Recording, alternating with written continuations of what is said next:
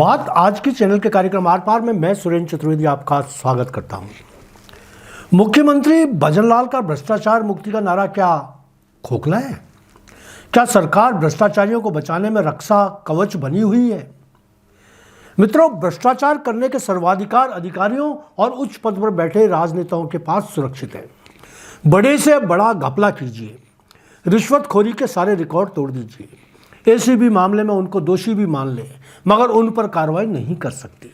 भ्रष्टाचार में नए कीर्तिमान स्थापित करने वाले ऐसे सर्वशक्तिमान लोगों के पास इसके लिए एक सुरक्षा कवच कानून ने हाथ में दे रखा है। इस कवच का नाम है अभियोजन पक्ष का पर मामला दर्ज करने के लिए सरकारी स्वीकृति। यह स्वीकृति जयपुर से आर्थिक प्रबंधन के तहत भ्रष्टाचारी रुकवा देते हैं और वह अनिश्चित काल के लिए रुकी रहती है।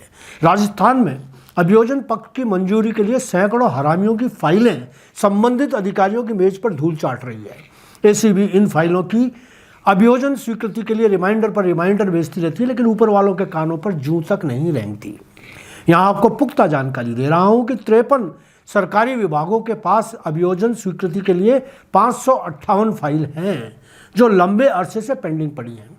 आपको ताजुब होगा कि इनमें से कुछ हरामियों की फाइलें तो 16 साल से पेंडिंग रहकर भी स्वीट 16 की हो चुकी हैं। इनमें 93 अधिकारी और 465 कर्मचारी ऐसे सौभाग्यशाली हैं जो लाखों करोड़ों के घोटालों को सिद्ध होने के बावजूद भी कुलचर्रे उड़ा रहे हैं।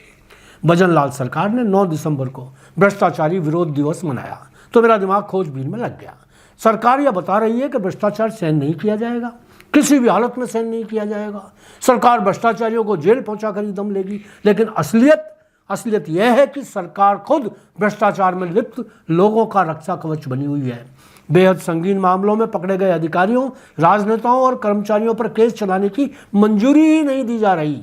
विगत 31 अक्टूबर 2024 को एसीबी ने जो लिस्ट बनाई वह मेरे सूत्रों ने मुझे मुहैया कराई है, जिसके अनुसार राजस्थान में 558 मामलों में अभियोजन मंजूरी 6 माह से 16 साल तक लंबित चल रही है।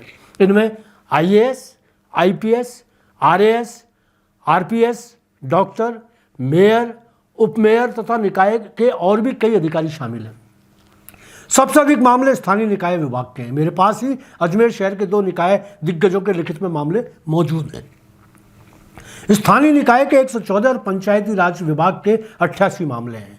एसीबी के अधिकारी लगभग सभी मामलों में न जाने कितने रिमाइंडर भेजते रहे हैं।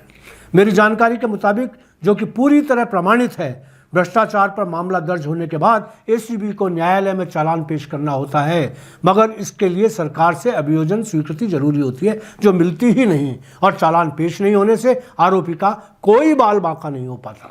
पीसी एक्ट की धारा 19 के तहत न्यायालय में मामला जा नहीं पाता और यह एक्ट दोषियों को बल्ले बल्ले कर देता है।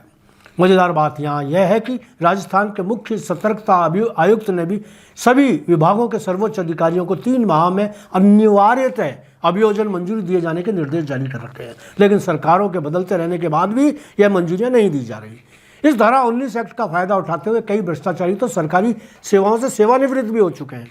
खनिज निदेशक डीएस मारू और तत्कालीन अतिरिक्त निदेशक पंकज गहलोत पर पद के दुरुपयोग का मामला 23 मई 2019 को दर्ज हुआ था। 24 अगस्त को अभियोजन स्वीकृति के लिए भेजा गया। 27 अप्रैल और 17 नवंबर 2023 को रिमाइंडर भेजे गए, मगर मंजूरी नहीं मिली। अब दोनों सेवानिवृत्त हो चुके हैं। जालौर जिला परिषद के एसीईओ भैरूलाल के खिलाफ 31 दिसंबर 2008 को पद के दुरुपयोग का मामला दर्ज किया गया। 23 फरवरी 2023 को अभियोजन स्वीकृति के लिए फाइल भेजी गई और 28 जुलाई 2023 को इस पर विचार विमर्श भी हुआ। 93 मामलों में यह सबसे पुराना है। प्राविधिक शिक्षा प्रशिक्षण जोधपुर निदेशालय के उपनिदेशक नसरुद्दीन पठान के खिलाफ 3 फरवरी 2011 को पद के दुरुपयोग का मामला दर्ज हुआ। फाइल 29 मार्च 2023 को अभियोजन स्वीकृति के लिए भेजी गई, लेकिन आज तक अभियोजन मंजूरी नहीं मिल सकी। मुख्यमंत्री भजनलाल यदि ईमानदारी से राज्य को भ्रष्टाचार मुक्त बनाना चाहते हैं तो उन्हें संबंधित सभी विभागों को स्पष्ट निर्देश दे देने चाहिए कि जितनी भी फाइल्स उनके विभाग में पेंडिंग है उन्हें तुरंत अभियोजन स्वीकृति के बाद एसीबी को भेज दिया जाए। यदि भजनलाल यह नहीं करवा पाते तो मैं उन पर साफ तौर पर आरोप लगाऊंगा कि वह निकम्मी सरकार के मुखिया बने हुए हैं और उनका भ्रष्टाचार मुक्ति का नारा खोखला है। धन्यवाद। आज इतना ही।